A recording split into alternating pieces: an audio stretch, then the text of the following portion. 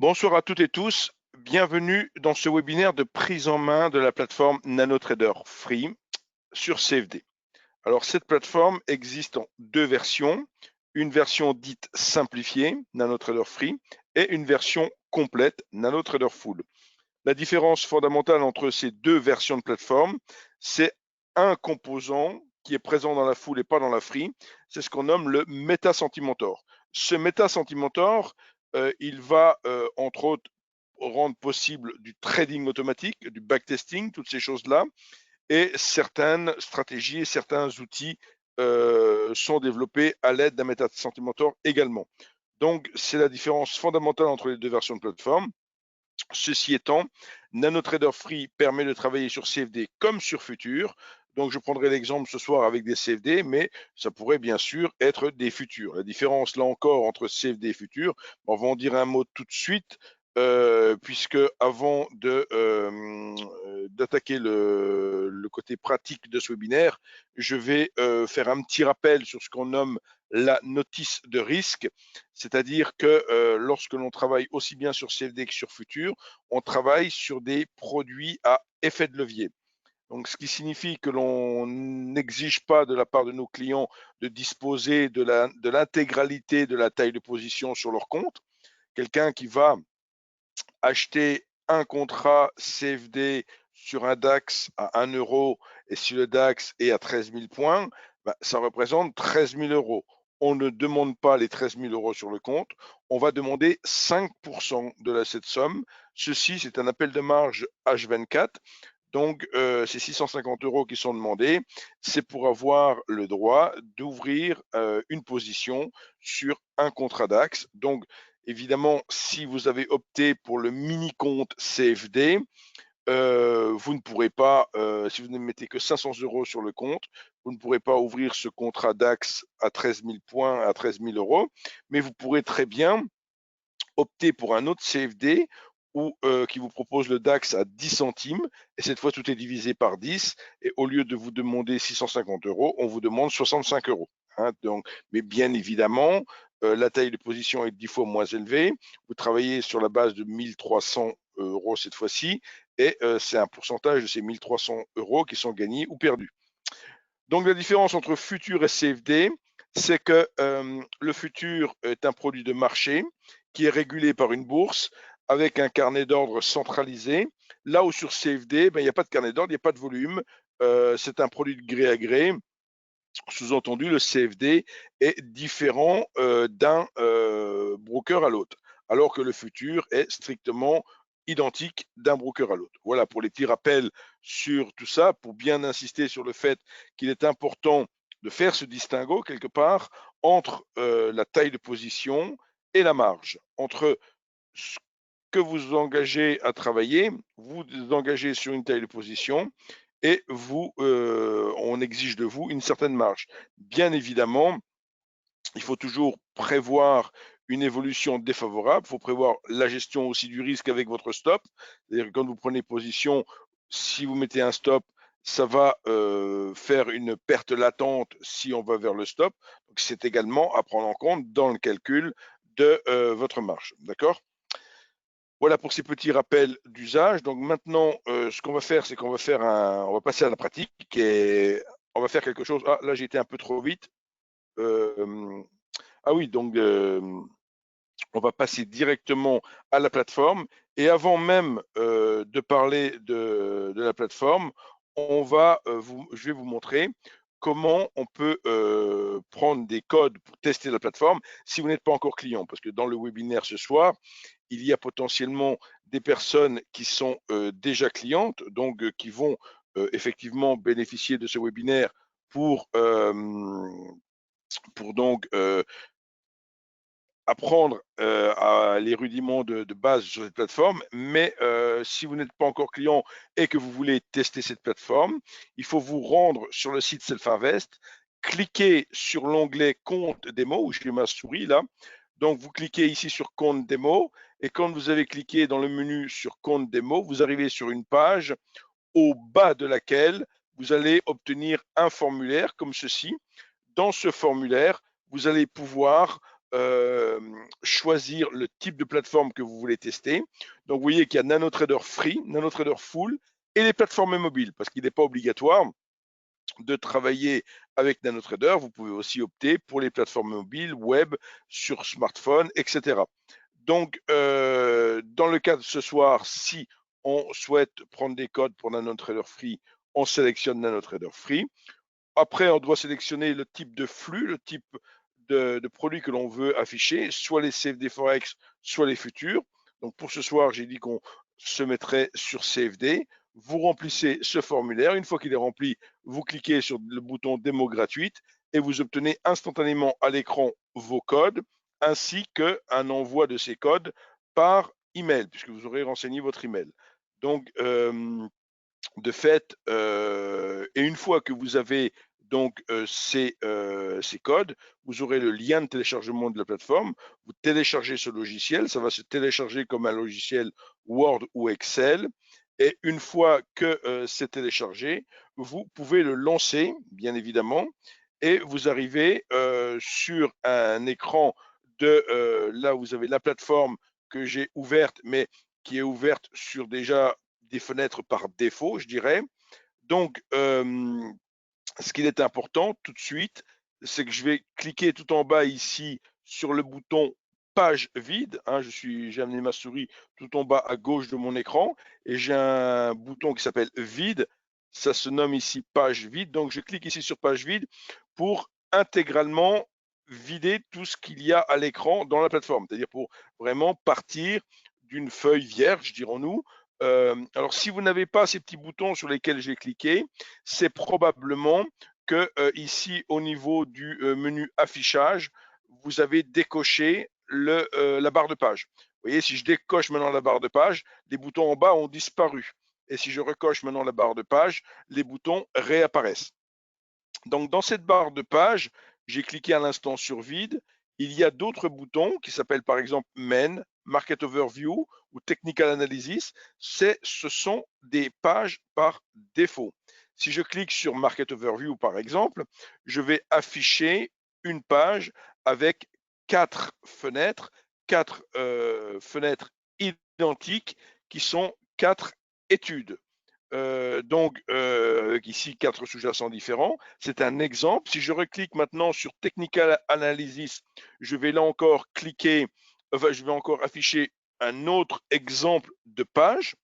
Et bien évidemment, le but du jeu pour vous, c'est de créer, donc vous voyez, j'ai cliqué sur Technical Analysis, j'ai un autre exemple de page, et le but du jeu pour vous, c'est de créer la page qui vous convient, votre espace de travail qui vous convient. Donc je reviens sur ma page vide. Si par exemple, vous avez envie de suivre plusieurs sous-jacents ensemble, sachant qu'il y en a des milliers, mais vous n'allez pas forcément vouloir suivre les milliers, vous allez cliquer sur tableau de cotation, vous allez demander un nouveau tableau de cotation, et depuis ce tableau de cotation, qui, quand vous l'affichez comme ceci, est tout à fait vierge, vous allez pouvoir faire un clic droit sur le fond de ce tableau, obtenir le menu contextuel. Alors, ce concept de clic droit avec le menu contextuel, c'est vrai sur beaucoup de logiciels Windows et en l'occurrence, ça fonctionne sur Nano. Donc, bien souvent, quand vous cherchez à faire quelque chose, bien sûr, on peut consulter la doc, mais on peut aussi faire ce clic droit et voir quel menu contextuel on obtient. Et souvent, on a la réponse à ce qu'on cherche.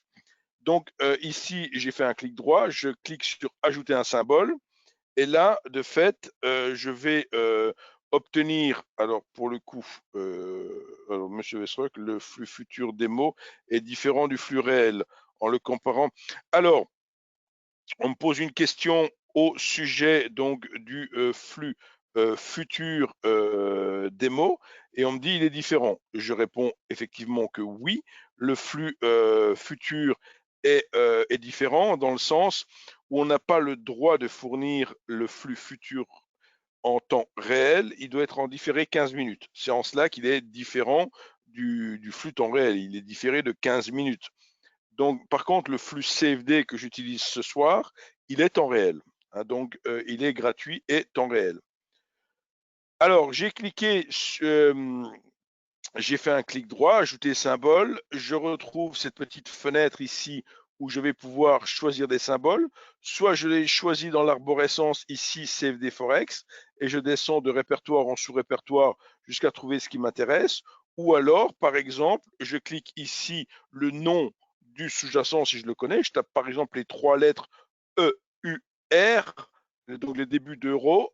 Et là, je vois que si je veux par exemple afficher dans mon tableau l'euro USD, parce que j'ai envie de suivre l'élection américaine ce soir, l'euro CAD, l'euro CHF, etc., et que je dis OK, là, je viens d'ajouter trois symboles dans mon tableau de cotation. Je peux, là encore, personnaliser mon tableau de cotation en, en choisissant, par exemple, de configurer les colonnes.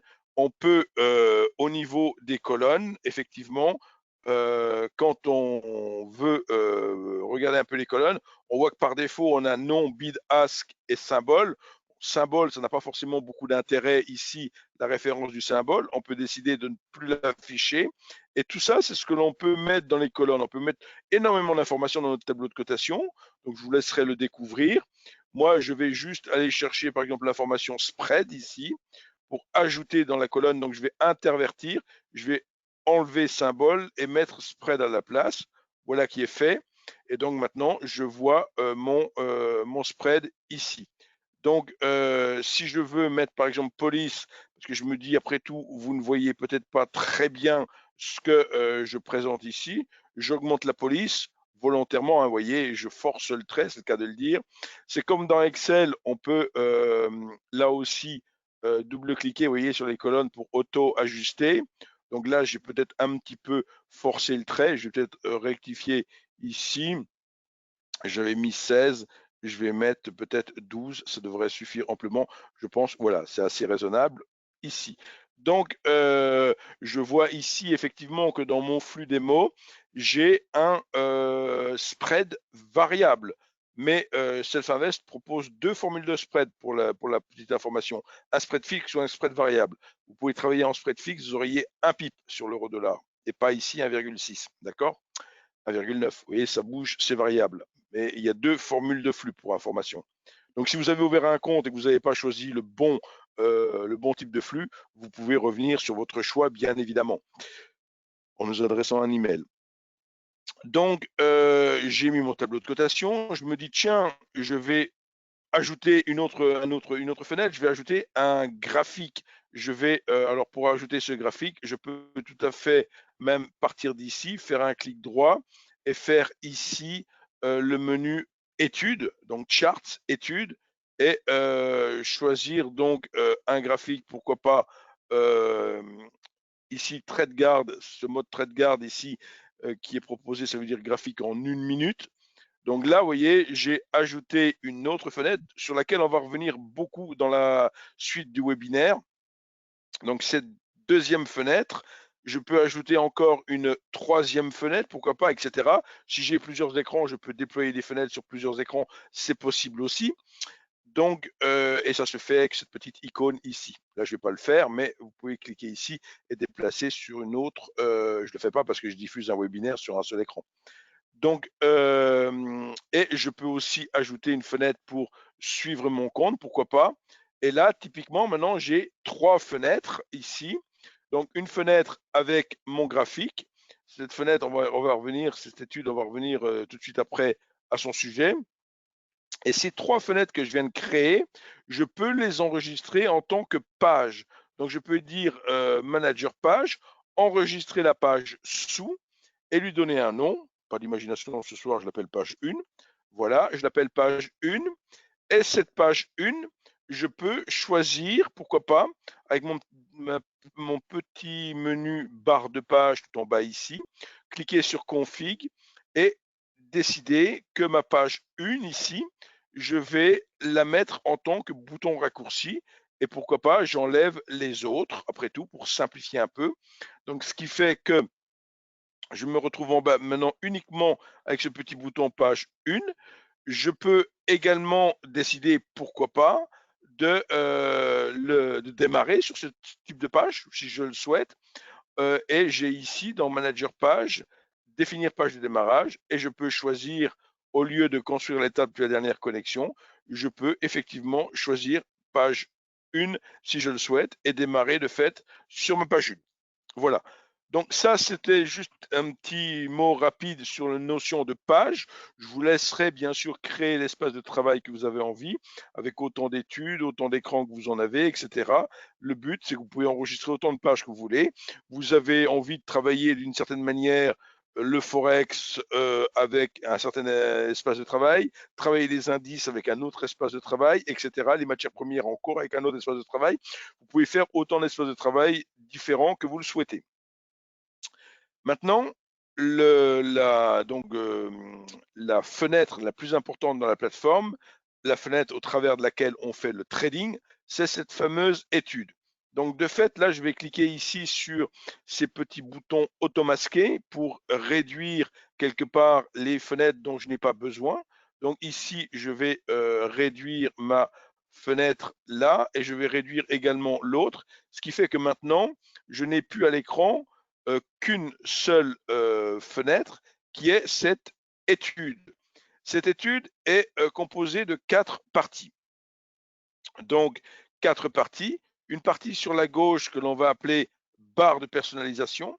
Avec NanoTrader Free, il y a juste le menu par défaut bouton tactique qui est proposé. Avec NanoTrader Full, vous avez plus d'options.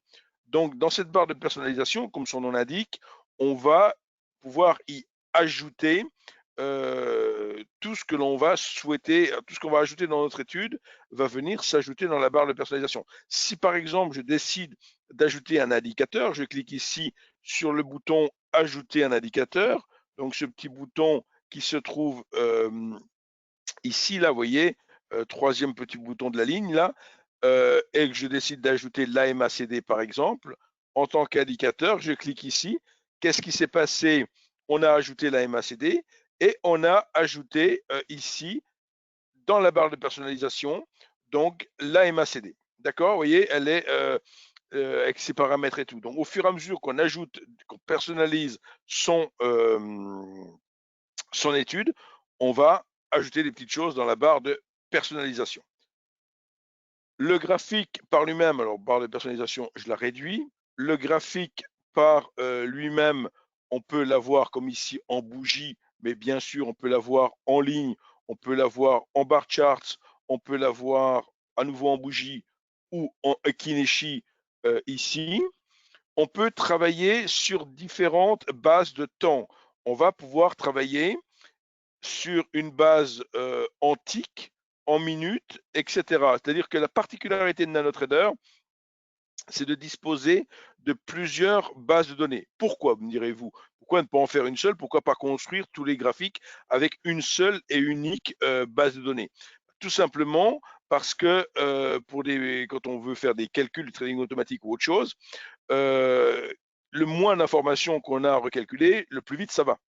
Donc, si je veux faire des bougies horaires, je n'ai pas besoin de les construire à partir d'une base antique ou d'une base en 1 minute. Une base en 5 minutes, voire en 30 minutes suffit amplement. Vous voyez, donc, on peut personnaliser et bien sûr, ici, on peut travailler en ticks, c'est-à-dire la différence entre ticks et des secondes, des minutes. Les ticks, c'est au niveau des échanges. Donc, on descend en dessous de la seconde et on peut construire des représentations graphiques en fonction des échanges. Donc, on pourra choisir, pas obligatoirement de travailler ici en minutes, on va pouvoir travailler en Renko, en envergure absolue, en envergure pourcentage, en volume, etc. Vous voyez, on peut travailler sur différentes représentations graphiques qui ne tiennent pas compte du temps, mais qui tiennent donc compte des échanges. Et en l'occurrence des ticks ici. Même si on n'a pas les volumes sur CFD, on a les ticks. D'accord?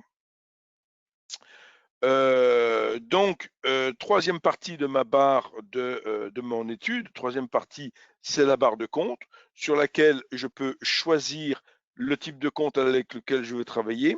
Alors là, si vous prenez un compte démo, si vous prenez des codes démo pour tester notre plateforme, vous allez avoir un compte Paper et un compte, vous allez avoir en quelque sorte 2 comptes démo. Mais quelqu'un qui est en réel chez Self-Invest, il a son compte Pepper qui est un compte virtuel et son compte réel. Mais si vous prenez une démo, vous vous retrouvez avec 2 comptes démo et de l'argent virtuel. Mais puisque quand vous avez la démo, vous avez 100% de la plateforme. La seule chose qui va être limitée dans le temps, c'est l'accès au flux, qui est limité à 14 jours. Donc, au bout de 14 jours, si vous n'êtes pas convaincu, vous voulez poursuivre encore vos tests, il faut redemander des codes sur le site et donc rechanger les codes au lancement de la plateforme. Voilà. Quatrième partie de mon étude, c'est le carnet d'ordre qui n'existe pas, enfin sur lequel il n'y a pas de volume, plus exactement au niveau du CFD Forex, ici, mais qui existe bien sûr en futur. Donc pour simuler les futurs, on a un petit symbole simulation. Là, je peux juste le basculer sur simulation. Je fais changer de symbole et je vais mettre ici simulation. Et là, vous allez voir typiquement le carnet d'ordre qui va être simulé avec des volumes. Vous voyez, il y a des volumes maintenant dans la colonne verte ici, les intentions des acheteurs et les intentions des vendeurs. Je dis bien c'est simulé, c'est quelque chose de virtuel. Si par exemple je veux faire monter mon graphique, je clique sur la page, je clique sur mon clavier sur page up et je fais monter mon graphique comme ceci. Vous voyez, donc ou si je veux, alors je peux là aussi changer d'unité de temps pour passer sur quelque chose qui est plus petit. Je vais passer par exemple ici en secondes et mettre par exemple 4 secondes, voilà. Et là, toujours pareil, si je veux, alors ici, je reviens là, voilà.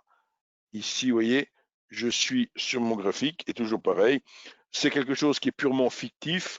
Ça permet de tester des stratégies, de vérifier, voilà, de déclencher des choses de manière un peu virtuelle. Donc le symbole simulation n'est pas du tout quelque chose qui peut se trader. D'ailleurs, si on est sur le symbole simulation, on n'a accès que au code, au compte Pepper. On n'a pas accès à son compte réel. Donc par définition, bien sûr, on ne peut pas le trader en réel. Maintenant, comment on trade avec la plateforme? Alors pour le coup, pour que ça bouge un tout petit peu moins, que ça soit un peu plus réel, je vais revenir pourquoi pas sur un euro-dollar ou sur n'importe quoi d'autre. Donc je vais changer de symbole et je vais revenir sur, je vais dire à l'instant, pourquoi pas sur l'euro-dollar. Donc je choisis et je rechange de symbole et je viens de repasser donc sur mon euro-dollar. Je passe, si je veux, par exemple, en bougie traditionnelle et plutôt que d'être en seconde, je vais me mettre dans quelque chose qui bouge un tout petit peu moins quand même en 1 minute. Voilà. Donc pour le coup, l'euro-dollar, typiquement depuis hier soir, 21h, 20h, il est en nette hausse. Donc on voit ici toute cette hausse, si on veut se rendre compte de combien ça fait, on a un petit outil pour mesurer les variations. Cet outil ressemble à une règle ici, elle s'appelle règle d'ailleurs. Je clique ici et je vais tracer un trait avec cette règle. Et là, il va m'indiquer en ticks. Donc, il va m'indiquer en ticks combien j'ai de ticks. Il se trouve que j'ai par exemple ici 1156 ticks sur le trait que je viens de tracer. Donc, cette variation de plus de 1000 ticks, ça représente 115 pips, sachant que dans le Forex, l'unité de base étant le PIP, PIP. Donc, et dans le cas d'un euro-dollar ici, c'est-à-dire que si je suis de 1,1730 à 1,1731, si je passe de 1,1730 à 1,1731, je dis que j'ai gagné un PIP. Mais on a un chiffre de plus sur la plateforme qui est le 10e de PIP, qui est en l'occurrence le tick. Donc là aussi, si vous travaillez par exemple la quantité minimale qui est donc sur la quantité minimale donc sur le Forex ici qui est de 1000, donc là je viens de choisir mon compte réel. Si je mets, alors je ne vais pas mettre 100 000, je vais mettre pour le coup 1000 pour commencer. 1000, ça veut dire quoi? Ça veut dire que je travaille à 10 centimes du pip ou 1 centime du tick. Donc, dit autrement, si je passe toujours pareil de 1,1730 à 1,1731, je ne gagnerai que 10 centimes ou je perdrai 10 centimes si je me suis trompé de direction. Donc, ici, voilà, je zoome un tout petit peu la chose pour me dire, tiens, on a progressé depuis grosso modo 15 heures jusqu'à la clôture des marchés américains, des marchés pardon, européens, jusqu'à grosso modo 17h30, où on a cassé un peu la dynamique et on est un peu dans une phase, on va dire, de correction. Alors, je fais toujours un petit peu d'analyse rapide, voilà, pour montrer en même temps un peu les outils, pour montrer qu'ici il y a eu un support et qu'on est un peu en train d'hésiter donc au niveau de cette zone de cassure. Donc c'est un peu ce qui est logique, hein, le Forex, il a beau tourner 24 heures sur 24, il n'est pas non plus ultra actif en dehors des heures de marché cash.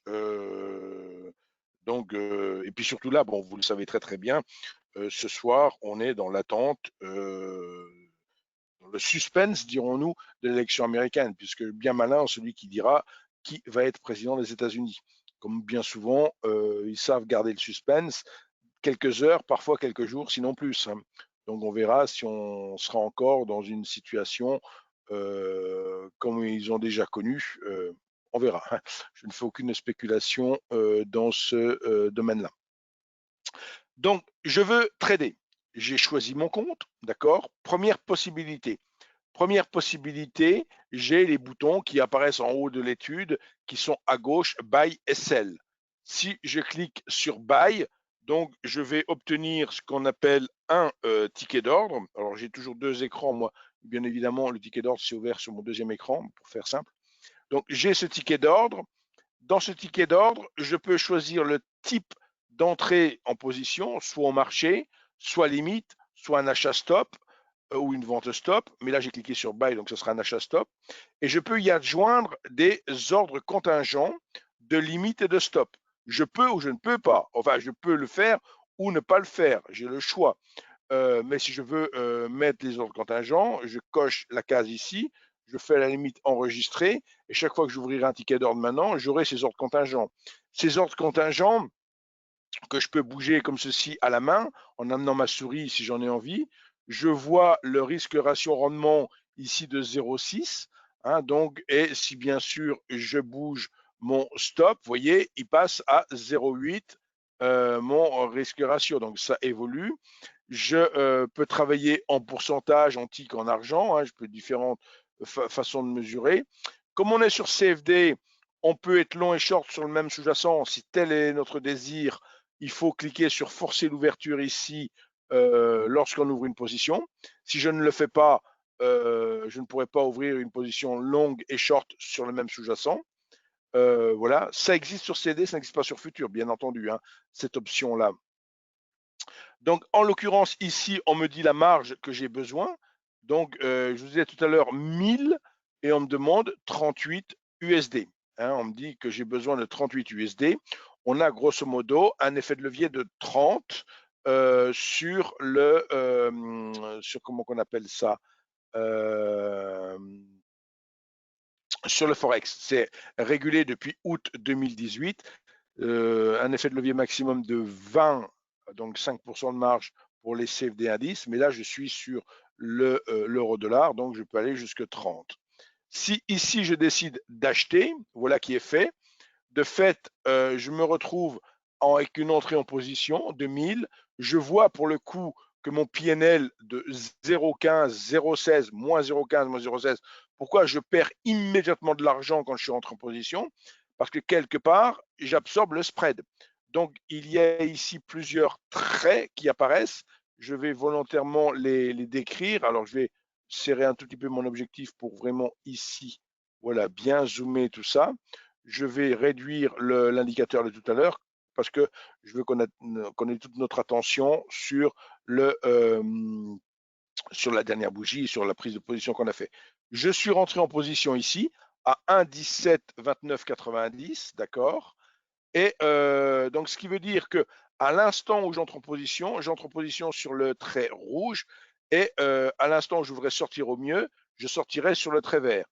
pour que je commence à gagner de l'argent, il faut que mon trait vert rejoigne la position, enfin, il faut que ce trait vert ici rejoigne maintenant le 1,1729 que j'ai, où je suis rentré en position.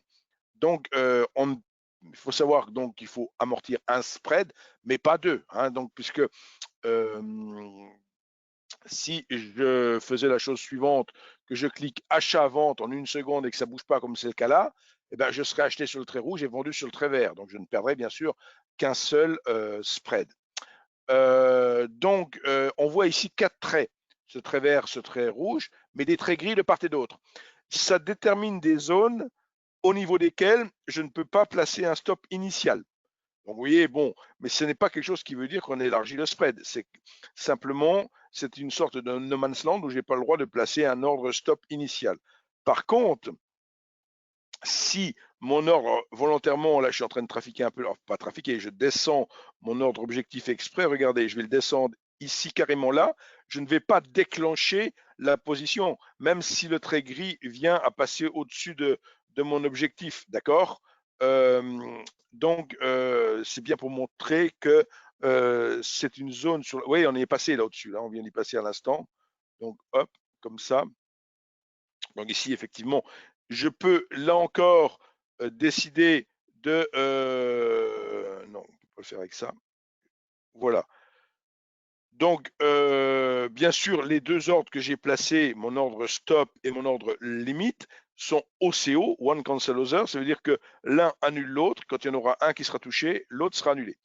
Ici, on a vu la position, enfin la manière donc je ferme ma position ici maintenant. On a vu la manière la plus... Alors, on me pose une question. A-t-on la possibilité de calculer automatiquement la taille de position en fonction de la distance au stop et de son money management? Donc, je dirais, pour revenir à ce que je montrais à l'instant, je reclique de nouveau sur Buy. Vous voyez que dans le ticket d'ordre ici, dans le ticket d'ordre, vous avez la notion de marge qui est ici, mais c'est à vous de savoir ce qu'il y a sur votre compte et de savoir si vous allez pouvoir passer la position ou pas. Il n'y a pas, je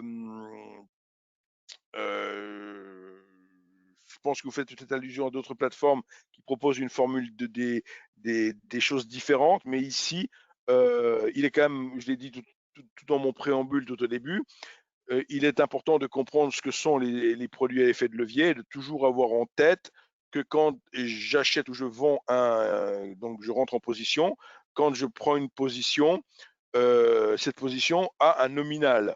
Et moi, on va exiger de moi une marge, mais quelque part, cette gymnastique d'esprit, il faut la faire vous-même, quoi. Vous savez ce que vous avez sur votre compte. Si vous avez 1 000 € sur votre compte et que vous prenez une position qui va consommer 300 €, il vous restera 700 € pour prendre d'autres positions. Mais effectivement, je ne sais pas si je réponds précisément à votre question. Sinon, on pourra, dans la fin du webinaire, revenir sur ce sujet. Je voulais montrer ce qui vraiment plaît à plus de 80% de nos clients, qui est le mode trade guard de la plateforme. C'est-à-dire que même sur NanoTrader Free, on a le mode manuel qui est ici avec désactivé. Alors attention, hein, pour avoir ce petit bouton en haut à droite de l'étude et voir apparaître ce mot par défaut désactivé, il faut avoir au préalable choisi son compte. Si vous n'avez pas choisi de compte, vous n'aurez pas ce petit bouton. Donc, vous choisissez un compte pour travailler, votre compte Paper ou votre compte réel. Et après, si vous optez pour le mode Trade Guard, vous allez travailler en mode semi-automatique. Alors, l'intérêt ici, c'est qu'on travaille avec un click stop et un click target qui sont ici, qui ont été mis par défaut avec 100, donc qui ont été mis ici avec 100 ticks par défaut. Alors, bien sûr, il faut l'adapter. 100 ticks, ça fait 10 pips sur le Forex. C'était pas trop, hein, mais si on veut, par exemple, le click target, l'objectif, le mettre, pourquoi pas, à 200, je peux changer et mettre 200 ici, ce qui fait que si j'opte pour le mode trade guard, si je règle mon click stop et mon click target à la distance qui tient compte un peu de la volatilité du sous-jacent quelque part, et que maintenant j'opte pour les boutons buy 1000 et que même voir, je clique ici sur la petite main pour ôter la confirmation d'ordre, donc je n'aurai même pas la confirmation d'ordre. En un seul clic, je vais entrer en position, placer mon stop, placer mon objectif. Voilà qui est fait. J'ai cliqué, je suis rentré en position. Donc j'ai de fait mon stop et mon objectif. Alors là, je suis en train de me demander, il y a encore quelque chose qui me paraît, pourquoi je ne vois pas. Alors qu'est-ce que j'ai fait comme j'ai un click target, j'ai un stop à 100, donc je suis bien rentré en position à 1,1724. J'ai à 1,1714, j'ai bien, et je devrais avoir à 1,1734, je devrais avoir, ah voilà, exactement. Bon, vous voyez, je ne voyais pas mon objectif, il était un peu plus haut. Alors bien évidemment, je peux ici le ramener parce que j'étais peut-être beaucoup trop loin. Si je veux, pour un autre trade, régler ici, pourquoi pas, on va dire 100, ce qui fera 10 ticks, 10 pips, pardon, et ici le stop à 50, c'est juste pour être plus près, pas 500 mais 50, voilà. Donc, alors, je suis en position pour l'instant, je suis en position, j'en ai pris 1000, je peux décider x2 de doubler la position. Je viens en un seul clic de doubler la position, ça a ajusté mon objectif, ça a ajusté mon stop. J'ai plus 1000 mais 2000, donc je ne suis plus à 10 centimes du pip mais à 20 centimes du pip. Donc c'est toujours une position très petite, hein. Je suis en train de perdre 44, 42 centimes, hein. Donc c'est pas 50 centimes, c'est pas non plus monstrueux, même s'il n'y a pas une grosse volatilité maintenant. Si je veux inverser la position, parce que je considère que je me suis trompé, je voulais pas être long, mais être short, j'ai un bouton pour inverser la position ici. Qu'est-ce qu'il va faire? Qu'est-ce que le logiciel va faire? Il va vendre 4000 pour que je me retrouve à moins 2000. Je clique ici. Bien sûr, il faut avoir la marge pour les 4000 et je viens d'inverser la position. J'ai cette fois-ci mon stop qui est à 50 ticks au-dessus, à 50 à 5 pips et à 50 ticks au-dessus, et mon objectif qui est en dessous. Vous voyez, donc c'est très facile. Après, on a le bouton close pour clôturer la position. Close et cancel, ça veut dire clôturer la position et annuler les ordres. Donc, vous voyez, vous avez tous ces petits boutons. En un seul clic, vous pouvez faire les choses. On a parlé tout à l'heure brièvement du carnet d'ordre qui est quelque part ici caché. Mais on peut, puisqu'il n'a pas d'intérêt sur CFD, mais on a quelque chose qui est intéressant. Alors ici, je vais clôturer ma position. On a quelque chose qui est intéressant avec, ah non, il ne faut pas que je dise de bêtises, le trader graphique, il est présent sur la NoTrader Full. J'ai rien dit. J'ai rien dit. Donc voilà, j'ai beaucoup l'habitude de travailler sur la full et pas sur la free, comme vous en doutez. Donc je voulais parler de quelque chose, mais qui est présent sur la full et pas sur la free. Alors là, je vais en profiter peut-être pour vous redonner la parole si vous avez des questions. Bon, pour moi, ce qui est très important pour faire ses premiers pas avec la plateforme, je le rappelle, c'est effectivement de créer son espace de travail, tout d'abord, comme on a vu tout au début de notre présentation, et après de travailler au niveau de cette étude. Alors là, j'ai montré un petit peu comment on tradait avec l'étude. Je peux montrer aussi comment on travaille. Ici, prenons l'exemple, je suis donc avec cette étude ici sur mon euro-dollar. Je vais pour le coup choisir une unité de 30 minutes et je vais me dire, voilà, et je vais me dire, tiens, je fais un petit brin d'analyse, pourquoi pas très rapide. Ici, il y a manifestement eu quelque part un petit niveau intéressant. En ce sens, donc je fais un peu d'analyse, vous voyez, rapide. Il y a eu un arrêt ici. Cette zone-là a ensuite été franchie et a permis, dans un deuxième temps, de la polarité de cette zone a été inversée. Donc, ce qui était résistance est devenu support, ça a rebondi. Puis on est revenu à nouveau sur cette zone, on a encore rebondi. avant finalement de casser la zone. Donc voilà, pour le futur, je vais dire ça c'est une résistance hein, qui sera sans doute importante. Et de fait, on est parti après, une fois qu'on a cassé, on a eu une certaine accélération à la baisse. J'essaie de cadrer un petit peu ce mouvement pour montrer que les sommets sont quelque part alignés, on va dire. Et de fait, il y a eu fin de ce mouvement-là. Et on connaît depuis peu, là on est en 30 minutes, hein, donc on connaît, comme je disais, sur toute la journée, un vif rebond ici. Et quand je dis un vif rebond, c'est parce que on avait eu un niveau de résistance ici sur lequel on aurait pu s'attendre à avoir à cet endroit-là. Ici, il y avait eu une résistance assez bien marquée.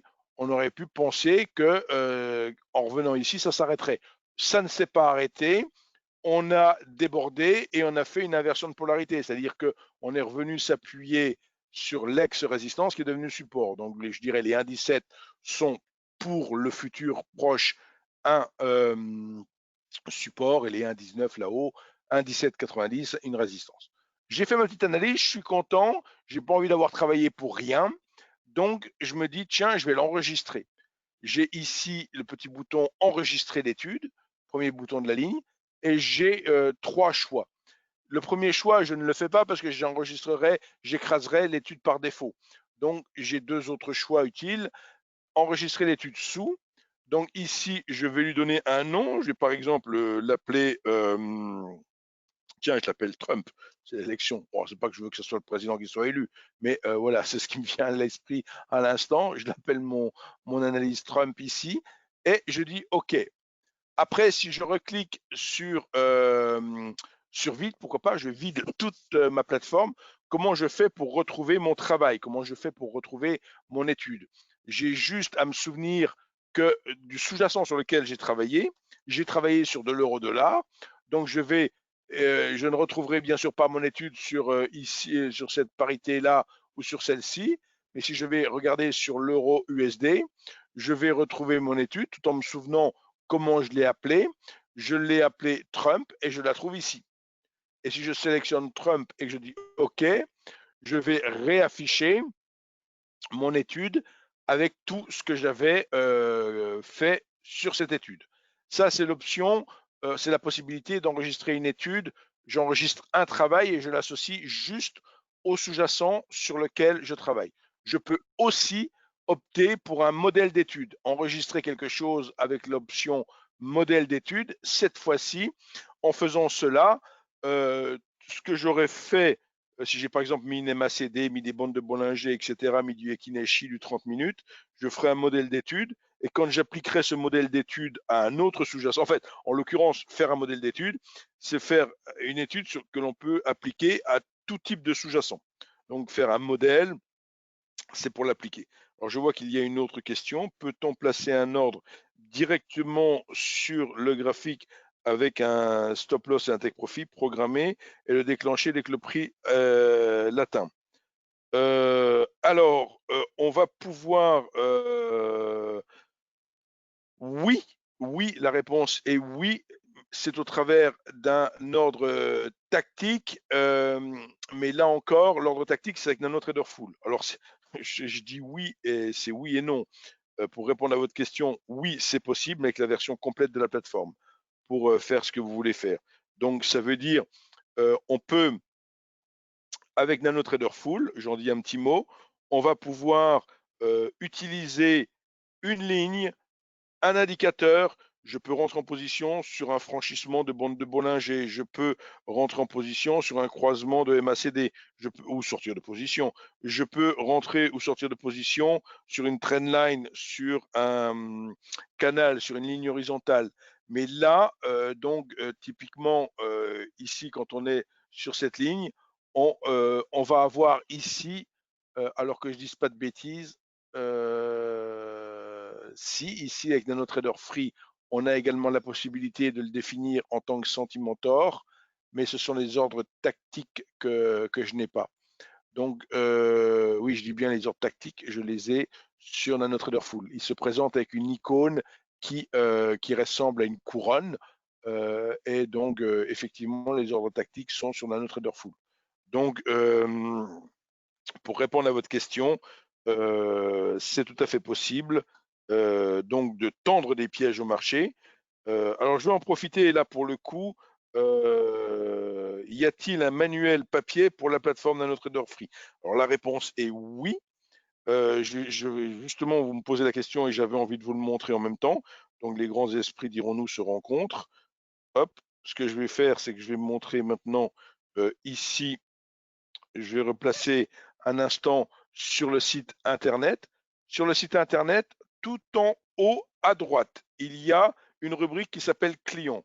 Que vous soyez ou que vous ne soyez pas client, vous pouvez cliquer sur ce bouton client, choisir le premier menu CFD Forex, auquel cas, une fois que vous avez fait cela, vous arrivez sur une page donc ici qui se nomme client CFD Forex et vous allez retrouver, pour répondre donc à M. Mogelny ici, vous allez retrouver le manuel en question, NanoTrader Free, démarrage rapide, NanoTrader Free manuel et vidéo. Alors je dirais, il faut faire les trois ici. NanoTrader Free démarrage rapide. Qu'est-ce que c'est? Quand on clique là, on va afficher un PDF avec l'ergonomie de la plateforme. C'est-à-dire que si je clique ici sur NanoTrader Free démarrage rapide, je vais afficher un document PDF et ce document PDF qui est fait au travers de différentes diapositives comme ceci. Vous voyez, je vais l'agrandir un petit peu. Voilà. Le but de ce guide de démarrage rapide, c'est de vous familiariser avec l'ergonomie de la plateforme. Donc, vous parcourez, oui, il y a 16 pages, c'est pas non plus monstrueux. On vous décrit ce que c'est que la barre outils, tableau de cotation, j'en ai parlé, graphique ici, études, j'en ai parlé, le bloc de passation d'ordre, vous voyez, j'en ai parlé, la barre de compte, j'en ai parlé, la barre de page, j'en ai parlé, etc. Vous retrouvez tout ceci expliqué ici. Le tableau de cotation, bah, j'en ai parlé également puisqu'on a, avec le clic droit et compagnie, vous voyez, vous retrouvez le graphique. Bah, on a bricolé un peu sur le graphique là à l'instant, mais on a tous les menus du graphique qui sont détaillés. Ce que c'est que les graphiques liés, là je n'en ai pas parlé par contre. La sortie temporelle, j'en ai pas parlé non plus. Donc vous voyez, vous pouvez parcourir tout ça pour vous familiariser avec l'ergonomie de la plateforme. Étape 1, je vais m'intéresser à l'ergonomie. Étape 2, je vais parcourir aussi, alors j'avais vu démarrage rapide. La deuxième chose, c'est que j'ai NanoTrader Free manuel.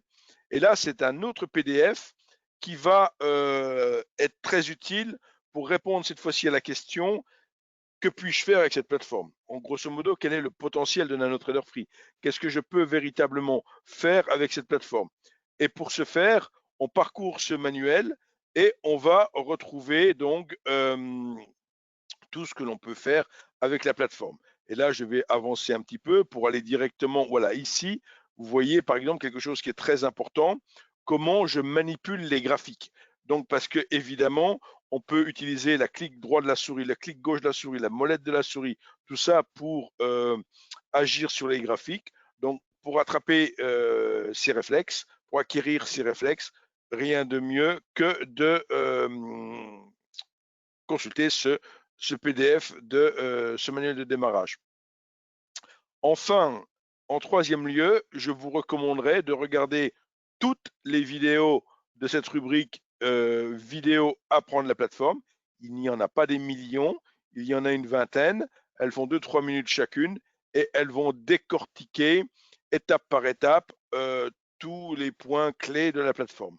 Donc, vous voyez, on a fait quelque chose de très... Alors, j'ai des questions.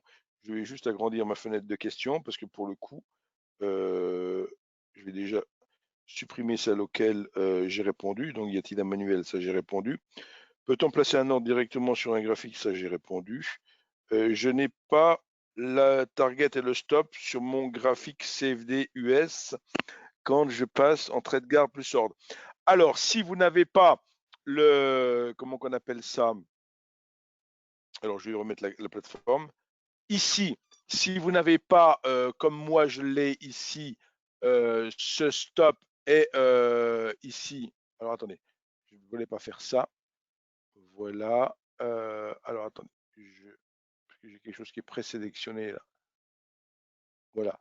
Donc, dans ce cas, si vous ne l'avez pas, vous allez cliquer ici sur ajouter un indicateur, et vous allez dans la rubrique, alors que je dise pas de bêtises,